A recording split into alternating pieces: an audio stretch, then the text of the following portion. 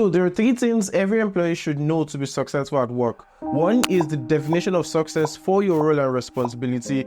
Two is the value system of your organization. And three is the people and culture within the organization. Now, if this sounds scary, just give me the next 7 minutes for me to explain. And if you stay to the end, I'm going to give you a simple hack that you can use regardless of the size or scale of your team to understand these three things in no distant time.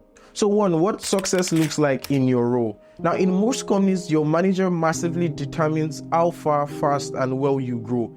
They handle your performance review and massively influence your opportunity for promotion within the organization. So you need to continually ask, clarify, and understand your manager's picture of a successful version of you in your role, within your team, within your organization. And so you want to continually ask the following questions. What are the key responsibilities for my role? What are the goals I should focus on in the next couple of months?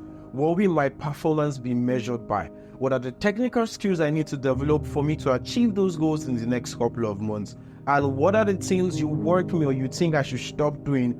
And most importantly, or very important, what support will you provide for me? Now, you want to continually ask these questions, usually using your one-on-ones, because as business needs are changing, the expectation of your manager and the organization, which is usually communicated through your manager, changes with the ever-changing business needs. So number two is your value to the organization, or your value to the revenue drivers or the growth drivers of your organization. Now, if you're wondering why this is important, I go to link, so I'm going to link a video here where I gave 3 major reasons why you should understand your business and how it affects your opportunities for leadership. Now, the main thing you want to understand here fundamentally is the value you're offering to the organization. So you want to have some form of one-on-one mapping between your role, your day-to-day activities, even if it's not even necessarily your day-to-day activities, even if it's your quarterly activities. So if it's the larger picture or the smaller picture,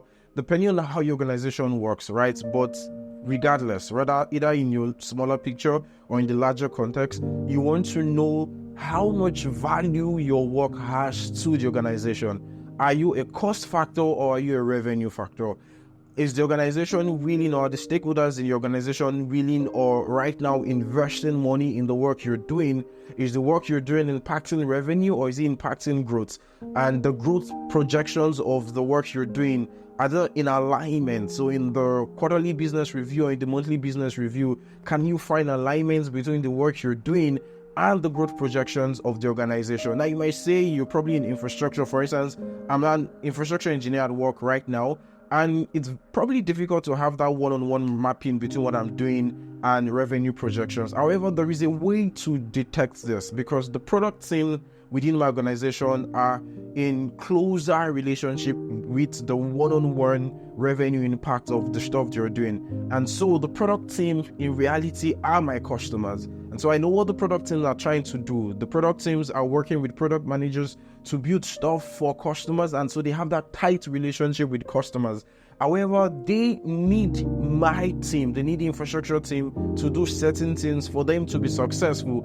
And if they are successful, they would be successful in delivering value to customers. And so that's how I map my own revenue impact on the business. So I see if the work I'm doing every day is accelerating the specific growth of the product team. So am I working on stuff that the product team doesn't need right now to offer value to customers? Can I switch from what I'm working on right now to something that would give the product team the platform they require to be able to offer value to customers? Are the product teams complaining, or are they having issues with delivering XYZ metrics, performance to customers? As an infrastructure engineer, is there something I can do about it to improve the performance of that part of our system to ensure that the product team can deliver value to customers? All right, so the third thing is the people and culture in your organization. And this is very important because people often miss this. So people say they don't want to be bothered with office politics. They don't want to be bothered with any stuff that has to do with the social dynamics at work and stuff. They just want to go to work, do their work, deliver their technical responsibilities, and expect growth, promotion, and stuff. And I think it's fine, right? It's okay. I get that. I've had that perspective, and I understand why people have that perspective. However, at work, we are interacting with human beings, so we are dealing with people. And those people have to validate our work, right? So they have to validate what we're doing. They have to be the one to set us up for a promotion. They have to be the ones to review our work and to say if we meet the expectations of the organization, which on the other flip side, the organization itself are the people, the stakeholders that determine what their expectations are. So in a nutshell, in our day-to-day jobs, we are interacting with people, we are judged by people. Our success within our organization is largely also determined by people. So we need to understand how to interact with people, and we need to understand how the culture of our organization works. So for instance, you need to also know how does communication work within your organization. If you're in a top to bottom organization, you need to know this. You need to know how to do some form of virtue signaling to the stakeholders in your organization to lubricate them, to get them to move in the direction that you want. If you're in a bottom to top organization, it means that your leadership teams or your stakeholders are expecting you to generate ideas. They're not just expecting you to just do the work that you've been given to do, which means in that kind of an organization, you have to take a more active ownership role within the organization. And if you're in a mix of the both, you need to understand where it's top to bottom, where it's bottom to top, and stuff like that, right? You also need to understand the people within your organization who have undue influence to make things happen. Who are the movers and shakers within your organization? Who is the person that can speak on your behalf in rooms that you don't have access to? This should ideally be your manager, but you also need to understand that your self-advocacy within your organization is your responsibility. So you need to find someone who can be a mentor, someone within your organization that can actually speak on your behalf. You need to figure out how to be able to bubble your work above your manager or bubble your work up to stakeholders within your organization. So if you've stayed this long, thank you. And it means this video, this channel itself is useful to you. So please take out time to like this video, to subscribe, and hit the notification bell so you get notifications from YouTube when I post new videos. And please also share with friends who are still in the early stage of their career or people in the mid-level stage of their career who you know that this video will massively impact. So to the points that I said I was going to share at the end of this video. All right, you're trying to figure out how to know these things or even more things that you need to know to be successful in your organization. Here's my hack for you. Find the person or the set of people within your organization that gets recognized, that get promoted, and that everybody wants to be affiliated with. That's the hack. So just find a set of people within your organization.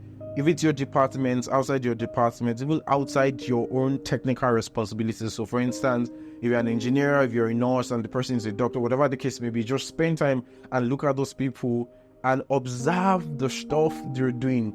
Observe the activities within the organization. Observe when you're speaking in meetings, how they're speaking in meetings, how they're communicating.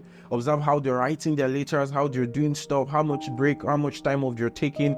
Observe the kind of projects they're working on, the kind of stuff they're delivering. Observe the people that they are close to within the organization. Just observe all the things they're doing within the organization. And depending on the kind of company you're working in, you can actually reach out to them to mentor you. You can reach out to them to guide you or to be your advocate or to just be your mentor within the organization. That just depends. Or you can point out those people and say, hey, manager, these are the guys based on my own research and analysis within our organization that get promoted. These are the guys that I feel match the expectation of the business.